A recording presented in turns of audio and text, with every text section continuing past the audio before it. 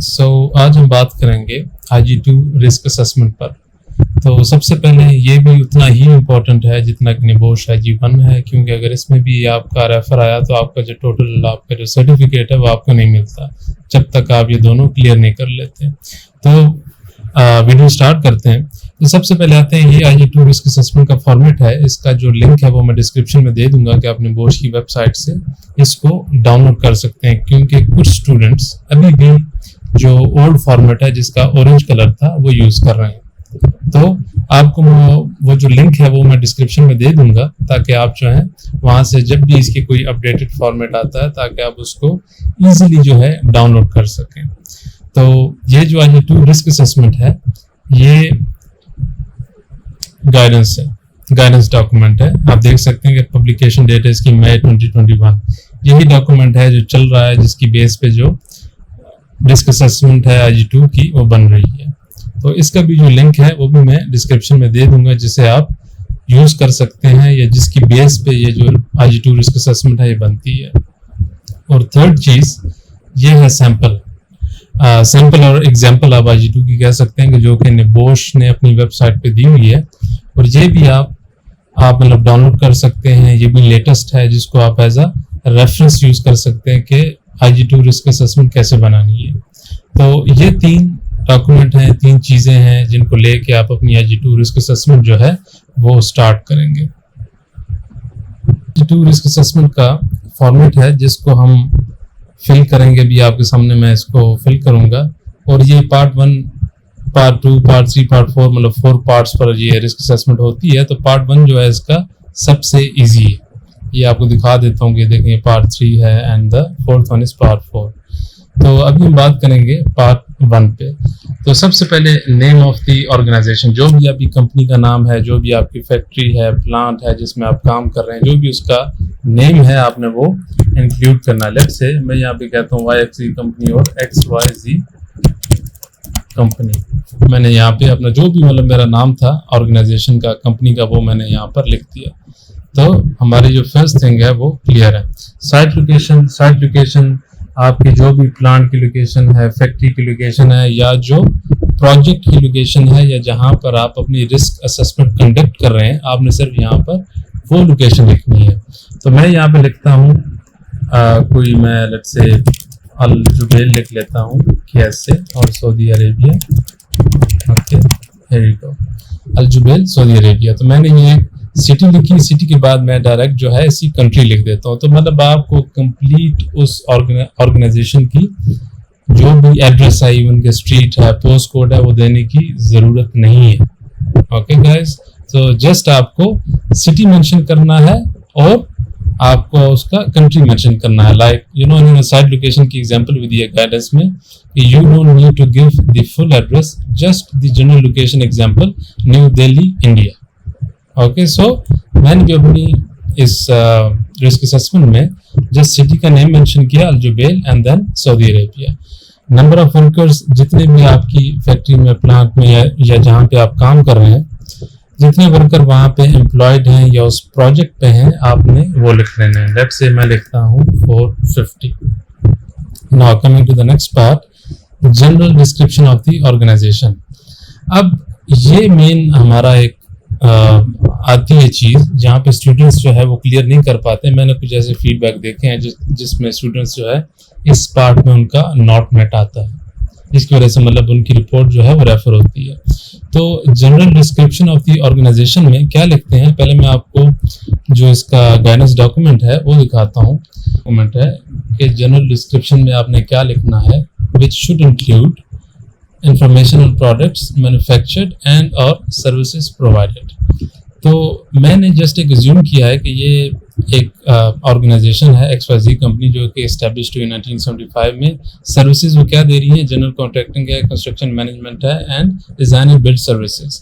कहाँ पे काम कर रही है, they are working in construction maintenance for petrochemical plants.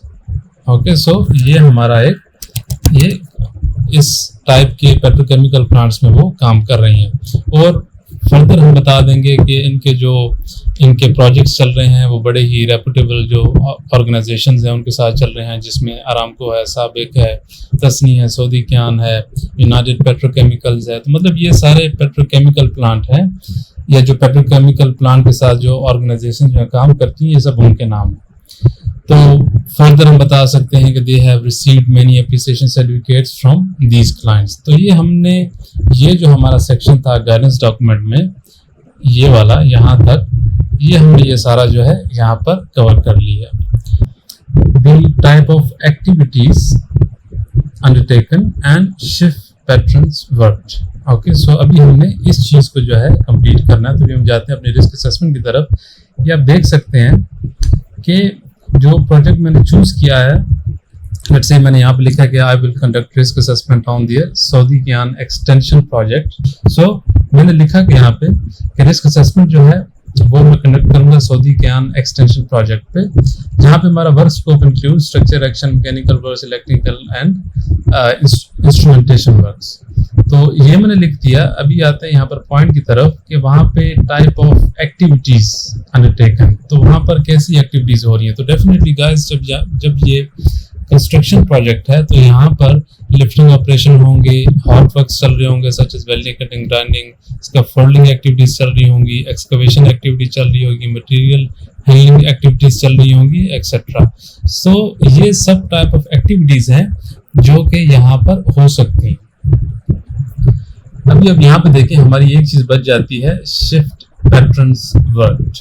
तो शिफ्ट पैटर्न के लिए मैंने क्या इंक्लूड किया कि work timing on this project starts at 7 AM and ends at 4 PM, और Friday is off for all workers, and further you can write that site remains open 6 days a week। तो देखिए, मैंने भी ये जितने भी पॉइंट थे general description of the organisation में लिख दिया, इंफॉर्मेशन लिख दिया, इंफॉर्मेशन ऑन प्रोडक्ट्स मैन्युफैक्चर्ड और services, type of activities undertaken and shift patterns work. तो ये मैंने सारी चीजें जो हैं इसमें अभी कंप्लीट कर दी हैं। यहाँ पे आप देख सकते हैं ये सारा सर्विसेज वाला सेक्शन हो गया, उसके बाद ये हमारी एक्टिविटीज हो गई, और एक्टिविटीज की बेस मैंने किस पे बनाई कि ये हमारा प्रोजेक्ट है वो चल रहा है। और इसके बाद मैंने शिफ्ट पैटर्न जो है वो भी मैंने यहाँ पे इंक्लूड कर दिया कि प्रोजेक्ट है वो 7 बजे या 7 o'clock in the morning they start, और 4 PM पे वो खत्म हो जाता है। फ्राइडे जो है सब वर्कर्स को ऑफ मिलता है, और site remains open 6 days a week। अगर आप यहाँ पर आपकी नाइट टाइमिंग चलती है, जो भी उसका टाइम है आप एग्जैक्टली वो लिख सकते हैं। अगर आपकी ओनली 1 शिफ्ट है पर डे तो आप वो भी लिख सकते हैं। तो जो भी आपकी साइट की सिचुएशन है करंट, आप उसको फॉलो करें और वो जो है आप यहाँ पर इंक्लूड करें उसको। Description of the area to be included in the risk assessment, like वो एरिया कैसा है तो उसके बारे में आपने लिखना है। तो अभी मैं चलता हूँ अपने रिस्क असेसमेंट की तरफ। तो यहाँ पे देखिए मैंने लिखा है कि I will visit warehouse area, BPA area, project facility area and equipment parking area to complete the risk assessment.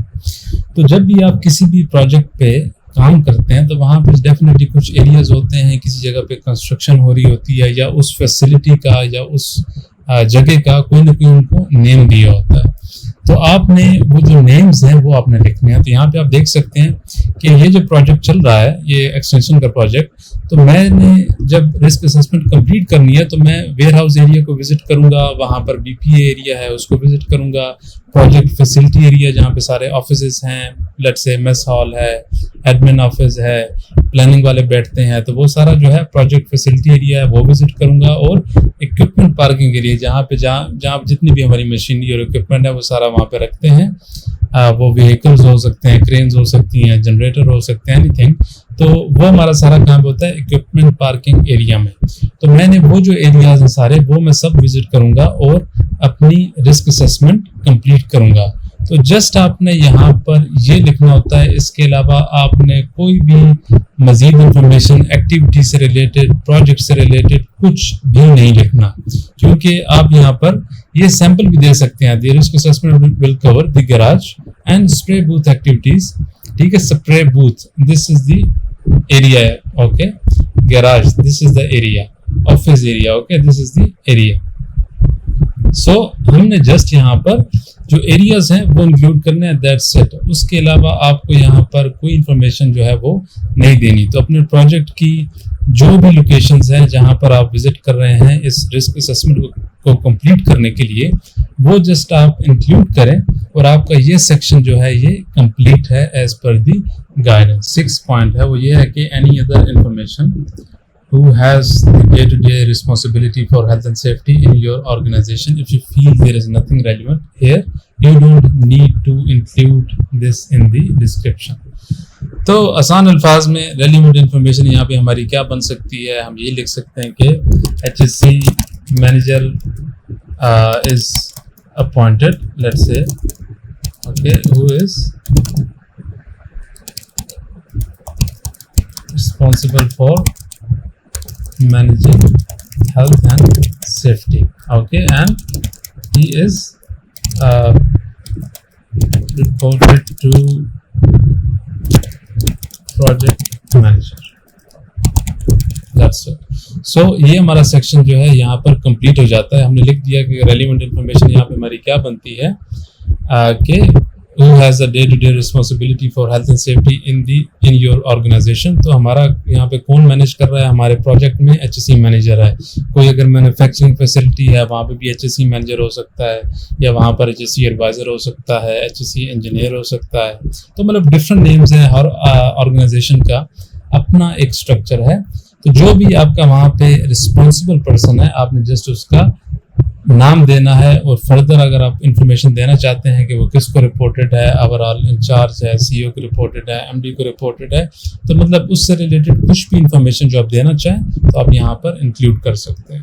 Part है कि जिसमें हमें ये चीज़ें जो हैं outline how the risk assessment was carried out. This should include sources of information consulted, who you spoke to and how you identified the hazards, what is already being done and any additional control actions that may be required. So the first thing, अगर आप book में देखें तो हर जो भी hazards हैं हमारे जो भी बुक में मेंशन है तो उसके एंड में ये सारी ILO की कन्वेंशंस दी हुई हैं, ठीक है। इसी तरह कोई भी आप हैजर्ड लें उसके आखिर में ये सारी ILO की कन्वेंशंस दी हैं, रिकमेंडेशन दिए हैं, कोड ऑफ प्रैक्टिस डिफरेंट जगह पे मेंशन किया हुआ है। तो हमने वही जो ILO के रिसोर्सेज हैं वो हमने यहाँ पे इंक्लूड करने हैं। तो मैंने जैसे लिख दिया कि मैंने ILO के कन्वेंशंस जो हैं ILO C155 है और C167 है, वो मैंने कंसल्ट किया है जब मैं इस रिस्क असेसमेंट को कंप्लीट कर रहा था। फर्दर आप HSE UK की गाइडेंस जो है वो इंक्लूड कर सकते हैं, जिससे मैंने लिखा कि HSG 65 देखिए, managing for health and safety. तो मैंने ये भी रेफरेंस डॉक्यूमेंट लिख दिया कि ये भी मैंने कंसल्ट किया जब मैं इसको कर रहा था। अब उसके बाद ये भी लिख सकते हैं कि निबोश AG2 की जो बुक है या निबोश बुक्स जो हैं वो भी मैंने रीड की हैं, स्टडी की हैं to understand health and safety management. तो फिर आपने इनके जो रिसोर्सेज हैं वो आपने इंक्लूड करने हैं, क्योंकि ये रिपोर्ट में जो सैम्पल रिपोर्ट है उसमें भी ये इंक्लूडेड है, लेकिन इससे रिलेटेड जो गाइडेंस डॉक्यूमेंट है उसमें कोई ऐसी चीज मेंशन नहीं है, okay. But if you include based on the sample report, okay, तो मैं समझता हूँ कि it's a good practice, because sample में मेंशन है तो चलो कर भी लेते हैं, कोई इशू नहीं है, जस्ट लिंक्स इंक्लूड करना है आपने। तो इस तरह एक और आइडिया एग्जामिनर को क्लियर हो जाता है कि इसने ये पढ़ा है और इसको एग्जैक्टली पता है कि इसका सोर्स कहाँ पे था। तो आप इन लिंक्स को मस्ट इंक्लूड कीजिए जो कि आपने स्टडी की है। उसके बाद who you spoke to का मतलब है कि आप साइट पे गए, I performed site visit, I met with, आप लिख सकते हैं I met with project manager, workers, planning engineer, admin staff, HSE representative and spoke on health and safety arrangements and to gain understanding of project risk planning। तो आप लिख सकते हैं कि मैं साइट पे गया, इन सब से मिला, ठीक है, और मैंने इनसे बात की हेल्थ एंड सेफ्टी अरेंजमेंट्स पर, ताकि मुझे अंदाज़ा हो कि प्रोजेक्ट में जो रिस्क की प्लानिंग है वो कैसे चल रही है। फर्दर उसके बाद लिख सकते हैं कि what is already being done, okay. तो इसमें आप लिख सकते हैं कि मैंने जो वहाँ के एक्टिव और रिएक्टिव मॉनिटरिंग रिकॉर्ड्स थे वो चेक किए, जिसमें हमारे पास इंस्पेक्शन रिपोर्ट्स थी, ट्रेनिंग रिकॉर्ड्स थे, टूल बॉक्स रिकॉर्ड्स थे, एक्सीडेंट डाटा था, ऑडिट रिपोर्ट थी, और भी इसमें बहुत सारे डॉक्यूमेंट हो सकते हैं, मेथड स्टेटमेंट्स हैं, GSAs हैं, और नियर मिस रिकॉर्ड्स है, इलनेस डाटा है। तो मतलब बहुत सारे ऐसे रिकॉर्ड्स होते हैं जो कि आप रिव्यू करते हैं और आपको अंदाज़ा होता है कि इस प्रोजेक्ट में कितनी एक हेल्थ एंड सेफ्टी की इम्प्लीमेंटेशन है। तो आपने ये चीज़ें मेंशन कर दी, what is already being done, इस पॉइंट को आपने यहाँ पर कवर कर लिया। तो last thing, any additional control measures और actions that may be required, तो आप लिख सकते हैं कि आफ्टर इंस्पेक्शन और review of records I was able to identify gaps or deficiencies in the current health and safety management system of the project, okay, and I proposed additional control measures based on the resources I have consulted. तो मतलब ये आपकी अपनी एक language हो सकती है, आपकी अपनी वर्डिंग होगी, बट उसके पीछे जो एक कंसेप्ट है वो यही है कि आप ये सारा कुछ सबसे पहले आप सोर्सेज रिव्यू करेंगे, उसके बाद आप साइट विजिट करेंगे, साइट विजिट के बाद आप अपना जो भी रिकॉर्ड्स हैं प्रोजेक्ट के वो आप देखेंगे, और उसके बाद लास्ट में आपने कहना है कि मैंने जो भी गैप्स है, डेफिशिएंसीज थी वो आइडेंटिफाई की, और फिर मैंने एडिशनल कंट्रोल मेजर्स प्रपोज किए based on the resources I have consulted. तो यहाँ पर आपका जो है पार्ट 1 जो है ये कंप्लीट हो जाता है। अगर आप ये सारी चीज़ें एज इट इज़ फॉलो करेंगे तो मैं कहता हूँ कि आपके 200% चांसेस हैं कि आप इसमें मेट आपका ये क्राइटेरिया है और आप ये पास हैं।